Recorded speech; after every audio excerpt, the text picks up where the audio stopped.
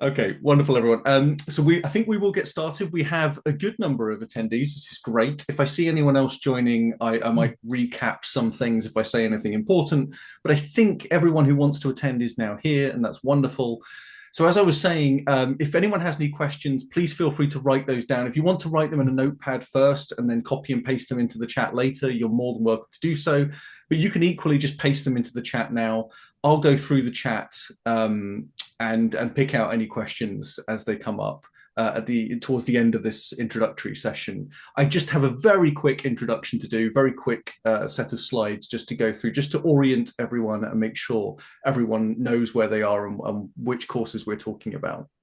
I'm also very glad to be joined by Li Jun and Mike, two of our students who have taken, if not all of these courses, then at least some of these courses, and they'll be able to share their thoughts as well. Li Jun, did you want to say hello to everyone? Hi. Thank you, Li Jun. And Mike, Hi. good to see you. We will turn to Li Jun and Mike as we come towards the end of this session as well. And hear their thoughts. And I want to do as little talking here as possible. I know I'm going to do a lot of it, and I do have a tendency to do too much of that. So I'm very keen to hear from Li Jun and Mike on various different topics of their studies and their experiences as well. Okay, so we're here to talk about 4 courses in total, although you may have seen on that chart, which showed certificates, diplomas, and advanced diplomas, that the last 2 tend to be taken as one. So we're here to talk about the certificate in philosophy. There are 2 certificates in philosophy, but the certificate in philosophy that will be running next year will be history of philosophy, philosophy of mind, and political philosophy. We'll also be talking about the diploma in creativity, theory, history, and philosophy as well. That's a level 5, so that's the level above the certificate. And then we're also going to talk about the advanced diploma in research theory and practice and the advanced diploma in research in the arts/sciences, which is a course which is unusual. It's very different from many of the other courses offered at ICE. So I'll try and explain a little bit more about what the advanced diplomas are and what they mean. But they are essentially pre-masters courses. They're 3rd year undergraduate level, so a level above the diploma. So the panelists, you've met us. I'm Alex Carter. I am the Associate Professor for Philosophy and Interdisciplinary Studies here at the Institute. And we have Mike, who undertook the undergraduate certificate in philosophy, the undergraduate diploma in creativity, theory, history, and philosophy. I believe, Mike, is that correct? Yep. I seem to remember. And the advanced diploma as well. So he's done all of these courses, so he's a font of information here.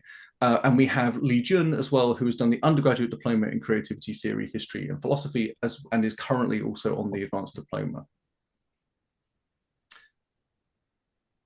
So thinking about who these courses are for, I think it's helpful that the courses that we're talking about run the gamut of all of the undergraduate levels that we offer at the Institute. So the undergraduate certificate in philosophy is the open entry level, meaning you do not have to have studied philosophy or any other subject before in order to undertake the undergraduate certificate in philosophy. This is something we are extremely proud of at ICE, that we have this open entry course. We're also acutely aware that some people will be coming onto this course who have never written an essay before, let alone a philosophy essay before. So there is a lot of support given to students who undertake this course. That is not to say that this is an easy course. On the contrary, and I think Mike will bear me out on this, the course covers a lot of very challenging material. We're talking about there's been a change in the history of philosophy so that we're now looking at a certain philosopher of science. And I know nothing about that philosopher of science. I've studied philosophy for 20 years. I've never studied Henry de Poidevin. I've never studied that philosopher. I'm very interested to see what students make of that. So it will be delivered at an undergraduate level, but this is philosophy that you may not have encountered before. We're also thinking about political philosophy, and at this particular time, that's a very sharp and difficult subject to be dealing with. So it's often dealing with things that require us to upend our assumptions and our prior beliefs and so on. So these are challenging topics for different reasons. They're either academically challenging or they are emotionally and psychologically challenging subjects to engage with. They're often very abstract. They're often very technical. Philosophy is a highly technical subject, and this often surprises people who are new to philosophy, as many undergraduate certificate students are. So it's very much for students who want to explore philosophy, but at the same time don't expect it to be a very basic course just covering what does philosophy mean? It's the love of wisdom, etc. It's not. It's difficult material, but it is assessed at an undergraduate first year level. And especially early on, we are aware you will not have written a philosophy essay before, or may not have done, in which case we are assessing you incredibly generously and supportively. You will receive lots of feedback. I noted that was mentioned in the introductory remarks. We are often praised for the amount of feedback we give our students. So this is also a great course for people who want to get up to speed as well, who are not expected to run when they start, but they are expected to at least be jogging by the end. So this is a way of pacing yourself and developing your understanding of philosophy. For the undergraduate diploma in creativity, theory, history, and philosophy, interestingly, despite its mention of theory, history, philosophy, it is actually intended for people who have either a practical or a professional interest in creativity. That was really part of the aim. The other aim was anyone who had an undergraduate certificate from us or from anywhere would also find this course helpful. Why? Because creativity touches upon any subject. So you can be from evolutionary biology or business, and either of those two students who have taken those courses, or maybe both of those courses, will find some relevance in this course for applying that knowledge. So it's an incredibly diverse, incredibly wide-ranging topic, and we sort of cherry pick certain topics to engage with, but all of it's going to be relevant to almost anyone from any disciplinary background. And it has applications in all sorts of places. And I noticed that some of the pre-questions picked up on that in particular, this idea of applying the creativity theory that we're learning in practice. And yes, that's what this is for. But it's not a creative writing course. It is not about producing something creative. It's about understanding how creative things are produced. And that can often help the other, but it doesn't necessarily have to. And that's not what we're trying to assess. As I said, the advanced diploma is a pre-master's for many. That's not its only purpose, however. Many students take the advanced diploma because they want to get into a master's program. Some people, however, take the advanced diploma because they want to just explore a topic. And who wouldn't want to just pull a book off a shelf, like one's behind our issue here, just reach out, pull a book down and go, oh, I'd like to research this in detail in some way. That's such a lovely thing to be able to do. And we've had students who are researching CRISPR. We've had students who are researching politics and fascism and questions of theology. We've had people writing about their own language because they're one of 10 remaining speakers of their own language. There's only 10 of them left, and he wants to preserve his language. We had a student researching that with one of the best linguists in the world, one of the most prominent linguists in the world. So that's the other advantage, is working directly with an academic one-to-one in many cases to produce a piece of work that you're proud of and that you're interested in. So really, this is about your interests, though. And I noticed, again, one of the questions was asking about whether the research topic has to be picked in advance. And my simple answer is, of course it does, because we're not here to tell you what to research. We're here to tell you, if anything, how to research and to support you in that. But we can't possibly tell you what to research. That has to be something that you're passionately engaged with. It has to be something that will sustain you for at least 1 year, probably 2, maybe 3, 4, 5, 6, 7, depending on if you go on to a PhD. So this has to be something that you're passionately invested in. So we won't ever tell you what to research, but we will try and find some support for what you want to research. I remember I had to find 3 supervisors for one student because her topic was, how can creative writing inform international criminal law? So she had a creative writer, she had an international criminal law specialist, and she had me sitting in the middle, trying to make sense of all of it as an interdisciplinarian. So we will always try and make it work, and we'll try and fit it in. But we don't have a telescope for looking at stars. Sorry about that. So if someone wants to research that, we can't provide that. We don't have a computer lab. We can't provide that. So it's mainly sort of textbook or existing data that you'll have to be using to conduct the research. I've already spoken in some ways about the benefits of these courses, and again, like I said, I can talk forever. I'm going to try and not talk too much. But the undergraduate certificate is, I think, an excellent introduction into philosophy because it doesn't go easy on you, precisely because it shows you how genuinely difficult philosophy can be and how technical it often is. It's flexible though, and it's online. And I think that benefits a lot of people as well. Some people love face to face, and I totally understand why. Many of us miss it. Many of us want to get back to in person teaching. And if I didn't do some of that, I would probably tear my hair out occasionally.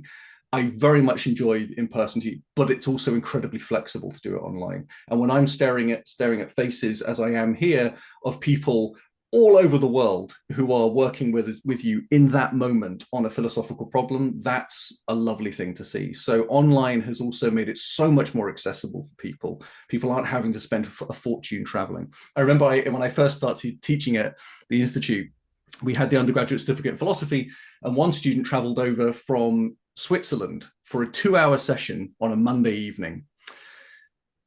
That's impressive. I know Switzerland's not that far, but that's pretty far to come for one meeting. So, I've always been impressed with how far our students want to come, but that's when you've got the wherewithal and the ability to do it as well, and that's not always available. So I think the flexibility of the undergraduate certificate, the fact that it's on Sunday afternoons, the fact that it's online, I think this is all very helpful. And the fact that we don't expect too much of you, that we give you readings and we support you in that, we give you recorded lectures and we support you in through your learning of those. And then we have discussion seminars. So the online time, by the way, is purely discussion. It isn't this. It isn't me just talking at you for 3 hours. It is you working through problems with your peers and with me. The undergraduate diploma in creativity theory is the same again, it's online, but actually we spend more time talking. Why? Because when it is interdisciplinary and when we have to get people engaged in the questions that we're asking, we can't possibly let people sit back and not engage. So we try and give as much time as possible. So those are 4-hour sessions in the afternoons, which breaks my rule because normally I say 3 hours maximum on Zoom, but 4 hours is necessary. And it's such an interesting discussion. We always find that we don't have enough time. Always. It's just always so engaged, everyone asking questions, offering their thoughts. It's a lovely thing. The other unique thing about the creativity theory course is our assessment. So you write your essays, you get your feedback, you do not get a grade because you get to implement the feedback and then submit it at the end of the year, and that's when you get a grade. So the idea is that you are able to try your hand at things. You've got quote unquote permission to fail. What that means is you can just write whatever you want to write. And if it didn't work, we'll tell you so. And if it works brilliantly, we'll tell you how would you make it better. So that's a really lovely aspect of the course, this idea of co-creation. That's a big theme that comes up in the course, the idea of your teacher and the student working together, which is what adult education is all about. It's about the equity of student and learner. Everyone here is knowledgeable in so many different subjects. I wish I could hand over the microphone and hear from you for 2 hours. And typically that's what we do in these courses is hand over the mic, hear from each other. And so many interesting things come out. But when it comes to the assessment, we're working with you to try and work out where you want to go with these ideas. How do you apply them in the ways you want to apply them? How are you going to meet the marking criteria though as well? Because that's another thing. That's a leash on creativity, but it is also a requirement of the university. So we do still have set marking criteria, but we give as much flexibility as possible within that. For the advanced diploma, the benefits are clear. You get to research whatever interests you. So if you've done one of the undergraduate certificates or if you've done the diploma and you think there was just one thing that stayed with me all this time and it's been bugging me and I really, really want to get into that, then get into that. Find a research question, a problem, and put together a research proposal and get the application in. And we will work with you again to make sure that proposal has force behind it, has relevance and purpose and so on. It's often quite hard to narrow your scope enough, but that's the purpose of every first supervision with any researcher. How are we going to narrow the scope of your research? And I said earlier, you have to know your topic, but you don't have to know it intimately. You don't have to know every little by-blow that you're going to be coming up with through your argument or through your analysis or with your data. The purpose of it is just to come up with a fixed question, a set problem, and a way of taking it forward. A body of literature also helps, knowing that there's some sources out there that you can appeal to. You don't have to have read them. You just have to know that they're out there. But I had one student who just said, I want to do the philosophy of tax. Is that okay? And I said, sure. You're going to have to narrow that a lot, but you can do the philosophy of tax by all means. And he did. And he narrowed it and narrowed it and narrowed it. And it ended up being something very different from what he originally anticipated.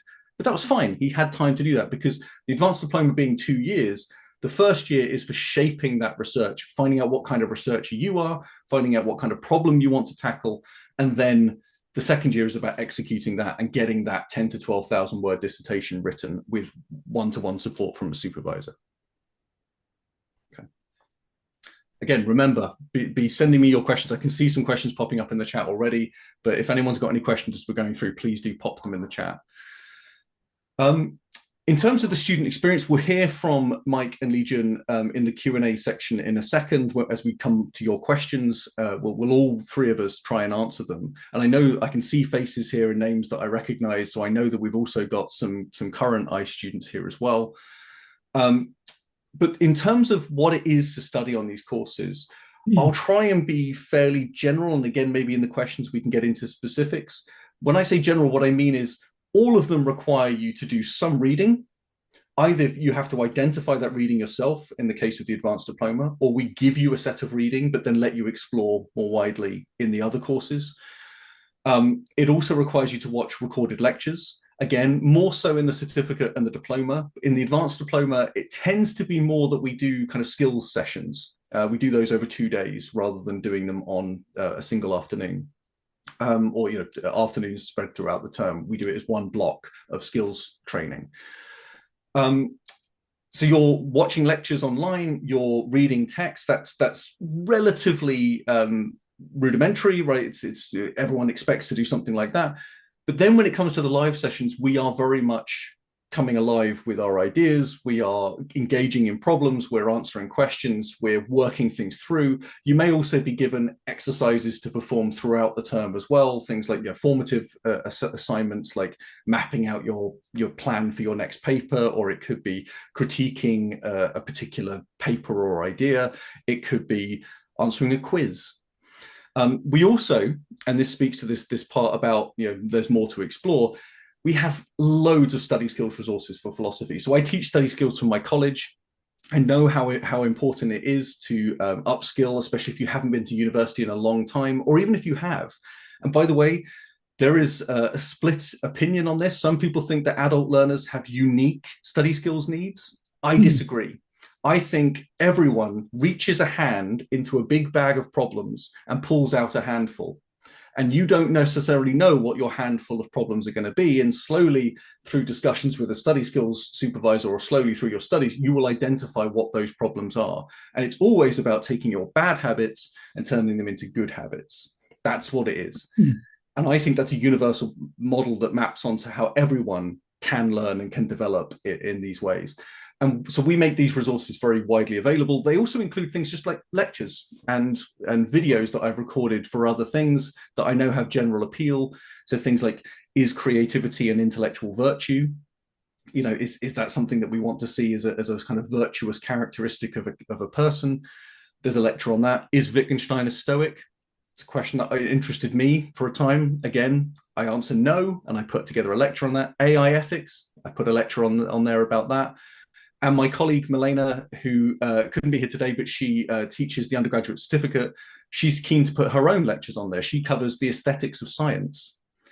Amazing stuff. Should a scientific experiment be beautiful? Can it be beautiful? Those sorts of questions. I love that stuff. So again, really interesting materials. There are also, of course, resources from the University of Cambridge writ large. There's the faculty library. There's the online study skills resources. There are also things like TRIP masterclasses. If you're not familiar with TRIP, it's the Royal Institute of Philosophy. They have made their materials available. We've collaborated with them to put those on our site, and they link out to their site, and they offer masterclasses and other resources. These, by the way, are available to anyone, anywhere, anytime, but we made them available through our portal to make sure that people have access to these things and can find them easily. The last thing I wanted to say around the student experience, and again, we'll talk more widely about this when we get into our Q&A, but philosophy is incredibly easy to start. Everyone's passionate. By the way, just we didn't make it easy for you to start. When I first joined ICE, the certificate in philosophy started with you having to read McTaggart's The Unreality of Time. That was the very first paper students had to write. And I said, no, no, no, no, no, no. This is not happening. We are switching metaphysics with ethics. Ethics is the first thing students are going to come into. Why? Because everyone already has a view on ethics. An ethical problem gets thrown at you, you can come up with a response of some kind. If someone says, is time real? What do you mean? Of course it is. Or am I late? It's how do I engage with a question like that? So you have to work your way up to the more difficult material. So we've made it so philosophy is easy to start, easier to start, but it's always been relatively easy to start. But it is, I think, impossible to finish. This is why I think we have students who take the undergraduate certificate and then take the next one and then do the diploma and then the advanced diploma and then the postgraduate certificate and then ask me for a new course and another new course and another. That's lovely to have that happen. I wish I could produce more courses, by the way, but it is also fair of me to warn you that you might get sucked into something here, that if you're interested in philosophy, you might find that you're not able to let it go. Ooh, okay. Okay. So I don't want you to take my word for any of these things, by the way. I want you to properly put questions to us. And I'm going to ask these questions. And again, if we are answering your question and we're a bit far of the mark, again, feel free to use the chat and I'll try and pick up on that to spot where we might have gone wrong. But we will try and pick up your questions now. And Li Jun and Mike, please do jump in at any point on any of these questions. In fact, I might turn to you initially, if only to just stop me talking for 5 minutes. Okay, so let me bring up the first question that we were sent. So I'm going to go by course, one question at a time, and see if we can get through as many of these as possible. So the first question we had was from Dimitri, and he said, can you explain the meaning of certificate, diploma, advanced diploma? How do these relate to bachelor's, master's, doctorate, etc.? And then there was a question about postgraduate qualification, which I don't want to linger on too much because this is the Undergraduate Open Day, but I think it's fair to sort of address some elements of that. So, Mike, Li Jun, did you want to weigh in on that? How do you see those qualifications? They are unusual qualifications. How would you explain certificate, diploma, advanced diploma to someone? Would you say that the certificate was first year university and the creativity one was second and the advanced diploma was, I would say, third? Yeah, no, absolutely. Roughly speaking. Correct. But do you feel that's reflected in the courses themselves? Do you feel because they're fairly unusual? I mean, if you in your second year of university, you covered things like creativity and critical thinking, that would be unusual, right? It's not a normal second Yeah. year of a degree. No, I reckon that the certificate covers not every single facet of philosophy, but most of it, I would have thought, in some guise or another. And even with the questions that you're given, you can sort of branch out a bit. And I remember when we did the history of philosophy, to I asked for my question on Spinoza, which has continued to be an interest of mine, and you said it was fine. So there you are. Good, and that one of the questions which we'll come to is about how you can explore within the subject as well. So thank you, Mike, for bringing that up. That's really good. Li Jun, did you want to say anything about how do you see the sort of structure of because you didn't come into the certificate, you came into the diploma, and do you see that as what drew you to doing a second year level course? What was interesting you about those courses? Actually, the when I was I was my background is engineering, so I'm now in this field. So when I was apply, I didn't know.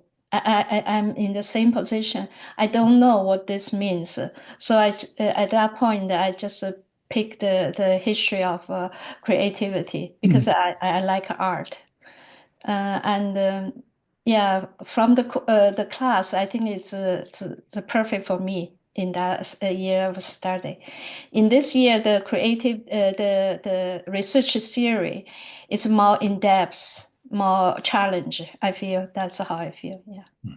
Yeah, good, good. So I think that's a fair point, and I think one thing that it's worth reflecting on is if you do the advanced diploma too quickly, you might feel like you don't have that broad foundation of knowledge that would come from having a certificate in the same subject. So I always say this to people: don't rush. That wasn't Li Jun's point though, because Li Jun's point was highly qualified in a field like engineering. It makes sense not just from an interest in art point of view, but also from an interest in engineering to take something in creativity. And notice no one was saying to her, no, no, no, go back a step. You have to do the undergraduate certificate. It was much more, as a professional, this fits for you. So there's a reason for you to want to do it. So again, if there's a professional justification for taking a course as well, we always take this into account. Mike. Um, I think it's I mean I'm a scientist and a former science teacher. I'm retired now, and what I didn't think that philosophy was so broad. When we did the certificate in creativity, I think I think the second term we did Kant and his aesthetics, and then we were talking about the romantic poets, and so you read about poetry, and you think, why was he so taken with and you gradually get broader and broader in your what you're learning. It never stops actually. Um, I agree. So like the first the certificate courses tend to be more deliberative in covering certain topics in a particular order. Like I said, not starting with metaphysics because that's quite challenging, but starting with ethics and working your way through. But also you get this clear sense that there are disciplinary boundaries, or at least topic boundaries that are set up. With the diploma in creativity, it is more what Gilles Deleuze calls beginning in the middle. You're kind of just dropped in the middle. You already know something about creativity and have views on it, whether it's because of your professional background or your academic background. But you're going to find out new things and be exposed to new ideas. And those new ideas are often the most exciting because they're not confirming what you already know, but they're challenging what you know. And they're sort of pulling you into, and it can be an uncomfortable place to find yourself, is to be pulled in all those different directions. And I think, Mike, you reflected that it was quite uncomfortable early on in the diploma in creativity.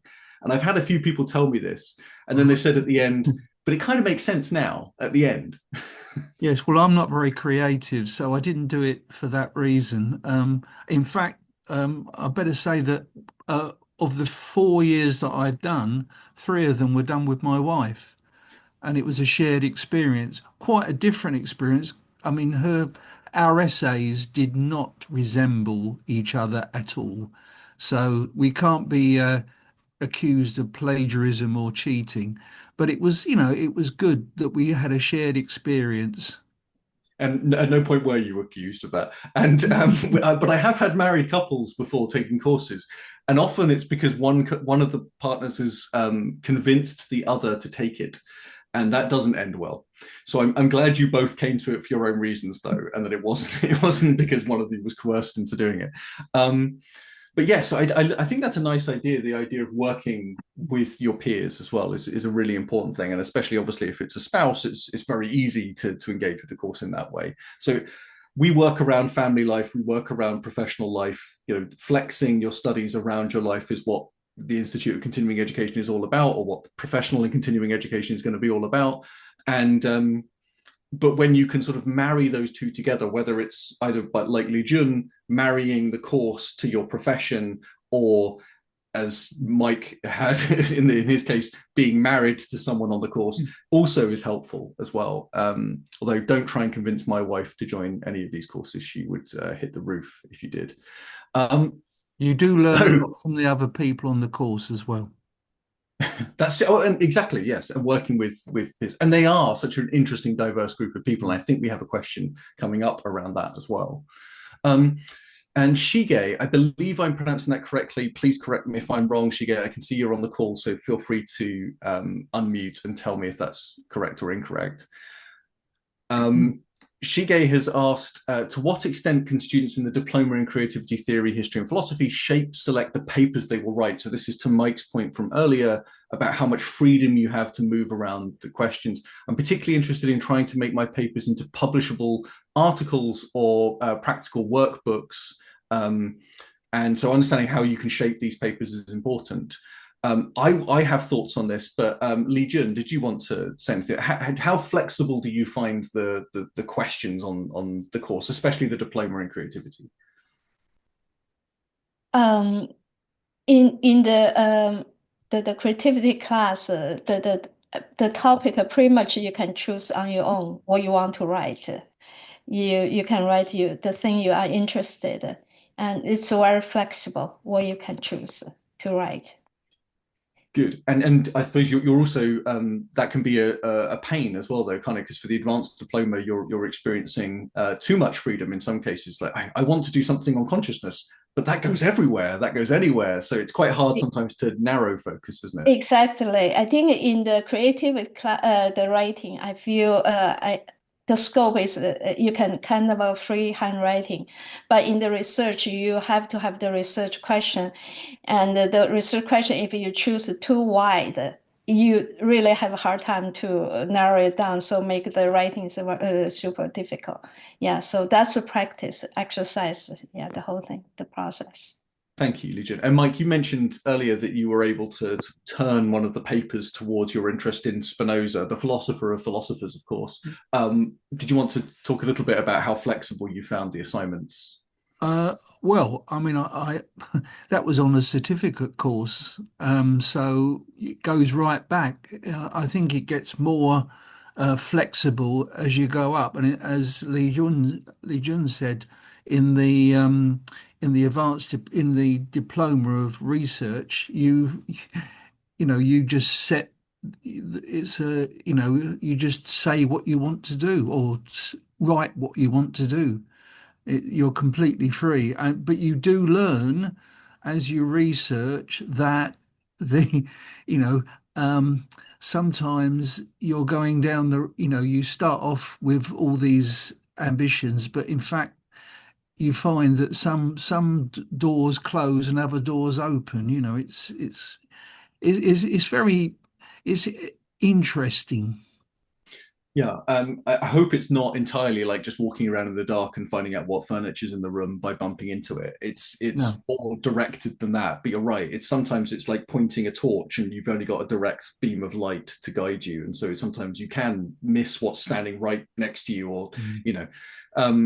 So I think there is an element of the benefit of being guided in your questions, but my own answer to this question is, I suppose, two main points. The first one is, I think even with a set question, you have quite a lot of freedom. So some of the questions, for instance, for the Diploma in Creativity Theory might be something like identify a work of art and using a particular theory of creativity, explain why it's creative. Now, that work of art could be a painting, a photo. It could be a journalistic article. It could be an action. It could be, I don't know. It could be AI. It could be all sorts of different things. And what you're doing is, as long as you've got an interesting way through taking through the theory, then you can execute that. And the other thing to say is, of course, related to that is, as formative pieces initially, meaning they don't get graded, they're just being written by you, given feedback, and then you can implement that feedback yourself. You've also got this kind of freedom to move around a little bit, so you can try out, say, 3 ideas in a paper. I will say one I remember quite distinctly, a good example of co-creation. I had a student who wrote a countdown. They were on a creativity course, so they just decided, I'll just write 3,000 words, 2,998 words, 2,996 words. I won't read the whole essay, but you can already work out what was in it. And I said, I can't mark this. If I use the marking criteria, this will fail because you're not being critical, you're not being analytic, etc., etc. And he said, but this is my assignment. I want to submit this. He was insistent. This is it. This is the piece of work I want to submit. Almost, this is a piece of art that I want to submit. So I said to the student, I can't mark this, but maybe you can.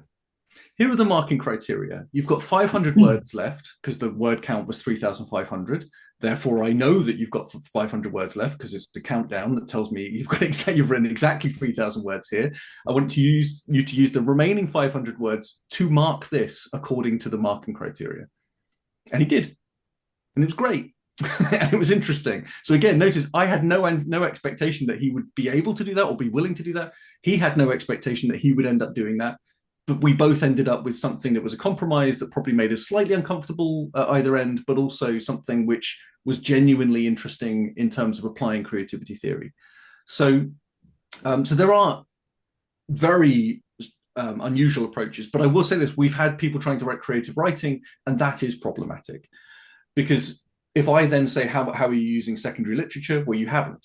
And if I'm asking, how have you shown, critical analysis or critical engagement with text? You haven't. You've written a piece of creative writing. Doesn't mean you can't incorporate creative writing into it, but you would have to write academically about it. And so to Shige's question around, can I write these as journalistic articles? My advice would be you would have to keep them within an academic space. So it's totally possible to do it, and I see absolutely zero problem with you proposing that as an approach.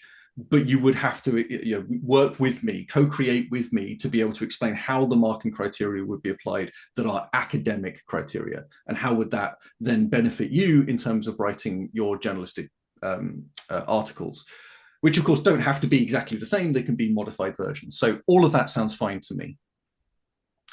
Okay. The first question we have for the advanced diploma was for those in the second part of the advanced diploma. Some earlier syllabi mentioned that the dissertation can be published. Is this still the case? Can the dissertation be published in a scholarly journal? And does ICE help with this? So the answer to this is flatly yes. We will, of course, always help with this. Any student's goals, it's always helpful to know what they are. If a student is doing the advanced diploma just because they want to understand a topic, or as I had with one student who was interested in Victorian blackwork embroidery. In Australia, I'm told there's about 14 pieces of blackwork embroidery in existence in the country. In the Fitzwilliam Museum, she was invited into a room, they pulled out a drawer, and inside were thousands of instances of blackwork embroidery. She was just almost fainted in front of and was able to take them out and touch them and do research with them directly. Amazing for her. So access and engagement with these sorts of resources, especially if you can make it to Cambridge, is fantastic. And of course, the supervisor not only gave her that access, but was also very encouraging of her to join societies that she was a member of. I think actually the supervisor was the head of a society that was relevant to her embroidery work. And so would be supportive and engaging of that. I've worked with students to help them publish. Some people joined the course solely to write a piece that would be published in an article. And they ended up having me as their supervisor, but they actually reached out to quite a famous person who I won't name, who acted as a guide to them as well. They had previously worked with them in government. And this person was so kind as to say, yes, I'll have a look at the paper as well. So there are all sorts of ways in which you can connect with people in Cambridge and find that student I mentioned earlier, who is the linguist, who had the very, very famous linguist supporting his research. He managed to inveigle his way into a dinner at King's College. And sitting right next to him was this most famous linguist in the world. And so he said, will you supervise my research in the second year? And he went, yeah, sure, why not? So I appreciate that's not always possible, not always easy, but an email might have worked too. Because again, if you've got an interesting research proposal, and most of our students do, most of our markers and our supervisors reflect, these are the most interesting people I work with. So they will almost always want to find some avenue for you to get your work out, whether it's producing writing a course that you could teach, whether it's producing a video or publishing an article. So absolutely, it's possible to do this. And we do offer support. We often say that 80% and above is an indicator of getting published. That your work should be 80% and above. That takes a lot of work. I would actually argue that 80% and above is a first draft for publication. Publication, especially in philosophy, my own subject, is incredibly difficult. Incredibly difficult. So it takes a lot of work to refine it. Mike, Lee Jun, did you want to speak to that at all? Um, no, no, not just one very perhaps minor point.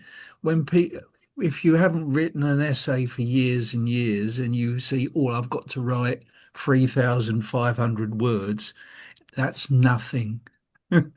You'll need, you think, how do I cut this down? No, good. Yes. Almost always, well, sorry, not almost always. Very often, I have students say things like, "Oh, that word count's very daunting. Like 12,000 words, really?" And then they're almost always by the end, and this is almost always, "Oh, I wish I had more words." So it's typically they aren't sort of maximum targets, they're minimums. They're forcing you to stay within 12,000 words, and that can be painful. And that's why some people will think of it not so much as, so one person said, I want to use the advanced diploma to start writing a book because I just need the discipline and support of a supervisor to help me in doing that. And I'll write it, and then maybe it will become like sort of an overarching skeleton of the book as a whole, because of course it won't be big enough to be a book, but it might just be the first chapter, or it might be the introduction. But that was what they wanted to use the advanced diploma for. And they almost didn't mind so much about the grade as a result. They were just mainly interested in how to actually get it written. Okay. And the feedback is excellent. Yes. Exactly. Yeah, in the past, when I writing, I think I feel I talk to myself. Now I have Alice give valuable feedback. It's so much help to me, yeah, to improve my writing and also the thinking that construct the idea. Thanks, Legion. I remember there was a tweet that was put out by one of my philosopher colleagues who said, when I read philosophy, I think we're really, really pedantic. We are. My wife even got me a badge that says pedant. She gave it to me on Valentine's Day. So I'm officially a pedant. And we are very pedantic. But then he said, when I read other subjects, I realize how sloppy they are. And I've also had that experience. And I'm not critiquing other subjects. All I am saying is they do not think their concepts through to the depths. They don't really, really rigorously assess those things. Now, that might be because they don't need to. And typically practice overrides theory very often. But I don't want to turn this into a lecture about that. I just wanted to say that that kind of feedback and my pedantry, I think, go hand in hand. I'm very pedantic, so I'll call you out on little things, but it will help you. I typically find adult learners, especially at Cambridge, just want as much feedback as possible. They're not going to say, "Oh, you gave me too much." They want more, more, more.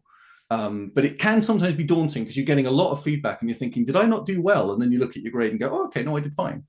So you have to sort of take it in the mix, and sometimes it can be psychologically challenging. But I hope that the worst thing I've ever been told by a student is, "I don't read your feedback. I find it too hard to read," and I just it's like how much work goes into producing it.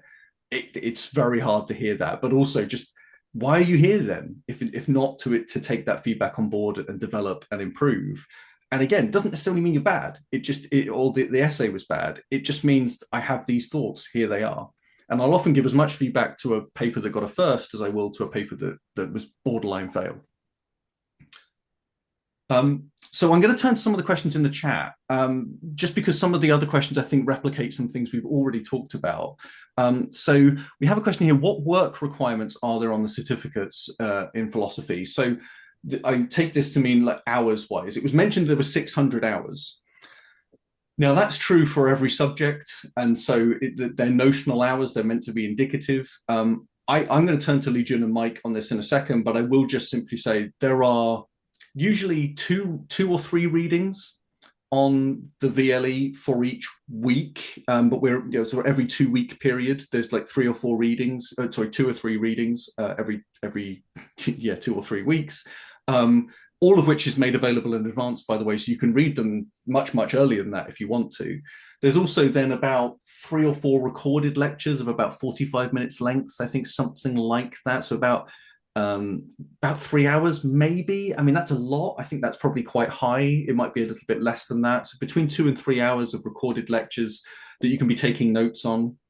And then, of course, there's the 3-hour seminar on 4 Sundays each term.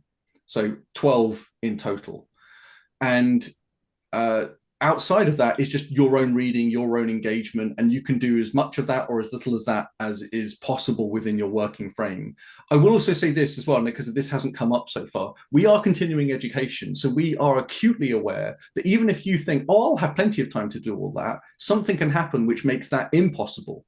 A broken leg when you went skiing, moving home, all sorts of different things, right, that can get in the way of your studies. So we flex around that. We offer 1 week automatic extensions for people. So you can just get a week's extension without having to provide evidence. If you need 4 weeks extension, you can provide some evidence. And you can pause your studies as well and come back to the studies. So there is a lot of flexibility built into our courses. Obviously, we would rather people didn't pause their studies for a full year to come back. We would rather we try to manage it within the year, but we can manage it. That's the point. And so we try and flex as much as possible around you. And Legion and Mike, did you want to talk about that at all, about how flexible you found it and how many hours you feel you put in a week on the courses? Well, I've had 2 gap years in my um, four four. I did 2 certificates, then a gap year, then the certificate, sorry, the diploma in creativity, and now a year from there onto there. So I've used the flexibility. Um, the fact that the seminars are recorded is very, very valuable because at the time I'm not the sharpest tool in the box, so I'm sort of thinking, and then it's got we've moved on, but to have it recorded, I can that's what he meant and that's what he said.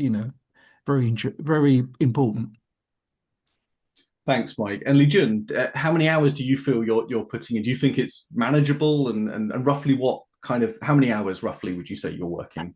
Um, I never measure it, but I think besides my work and some housework, I was used all on the reading for the course. I read in the book from the course material. There's a list of book I should read for the class, so I just read through of them. I didn't count the hour, but I use many hours to reading those books. I enjoyed reading those. I would also say before you start the course, read a bit. I mean, even if it's a very short introduction to, just get the idea because it's if you haven't studied philosophy before, even the certificate is quite different and is quite difficult. But for me, I'm reading stuff now that I wouldn't have dreamed of reading 4 years ago or whatever. So, Me but, too. but Yeah, in the recommend the reading book, I read a lot of things I will never read in the past. It's very interesting, like Darwin and some author. The thing is very interesting. Yeah. Great, thank you both.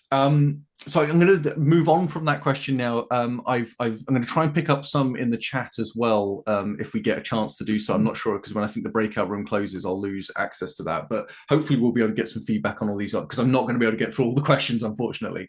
But let me move fairly rapidly through some of these. Apologies, Legion and Mike. I'm going to try and answer as many as I can myself. So there's a question here about you can put the 2 advanced diplomas together. So some people think that jumping to the second year means that you're doing something more advanced. Technically, both advanced diplomas are exactly the same in terms of the qualification. They are 60 credits at level 6. And so really what you want to be asking yourself is, what is more useful? Defining what I am as a researcher or writing a piece of research that's 10 to 12,000 words long?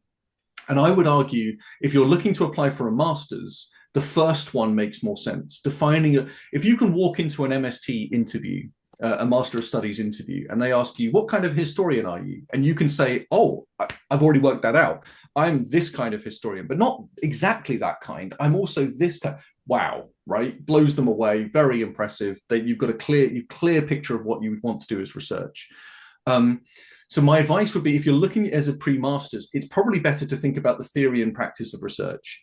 If, however, you're just interested in researching, and I noticed one question was about, why would I want a professional application? I'm retired. I totally get that. If you're retired and you just want to research a topic because it's of interest to you. I remember one of our students said, the reason I study at ICE, I have two. I have two reasons for studying at ICE. One is to stave off dementia, and the second is to stave off dementia. Right. Hilarious, wonderful. I love that student. He's great. He has, I think, now studied every subject at ICE. He's a tour de force. But what he's getting at is, yeah, I want to stay active. I want to stay engaged. Fine. Then maybe a 10 to 12,000 word dissertation is better in that particular case, or one of the talk courses where you can sort of relax a little bit. People are going to be teaching you. You're not that fussed about grades. Let's just explore. Let's find what I want to be interested in. But many people here are interested in professional applications of this work, and studying part-time kind of makes sense there too.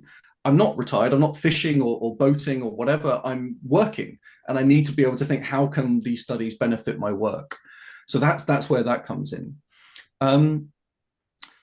Yeah, how competitive is the advanced diploma? So really the biggest problem for me is being able to find supervisors. Technically, we're not really that limited on numbers. We typically have around 25 students in the first year, and we have about 15, 16 in the second year. But technically, we're unlimited in the second year because all we've got to do is find a supervisor. We're not really sort of trying to fit you into a classroom or anything like that. And there isn't like a kind of cohort-led session, or there's a couple, but not many. So it really, it's not that competitive in that sense. But I will say this, I am not the only person to approve applications. If I think you're eligible, I will approve you. However, some academics who are supervising will want to see a rigorous research proposal. I have rejected 2 applications today, and the only reason is the research proposal was just so light. I think once we had an application that had a research proposal of, I like English literature, to which I responded, I do too. But that's not anything to research. There's no research question there. There's no sort of broader literature that you want to engage with.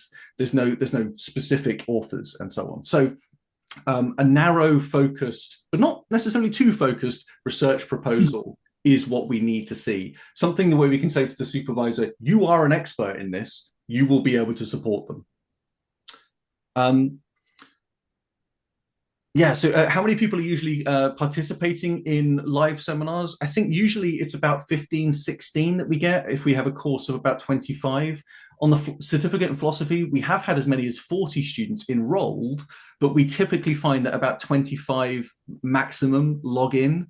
And in terms of participation, there are some who talk and maybe talk too much. And they will get a little note from me to say, look, we just want to make sure that everyone gets a chance to speak. Right. I don't say it on Zoom because that's far too cutting, but it is an issue, and we want to try and manage that. So we try and manage that as best we can. I've just had the 1-minute warning, as you all have, I think. Don't leave just yet. I'm going to very quickly just say, here are some links. This will get shared out more widely. Please do apply if you're interested in these courses, because even if you get an offer and you think, actually, that's not for me, you don't have to take up that offer.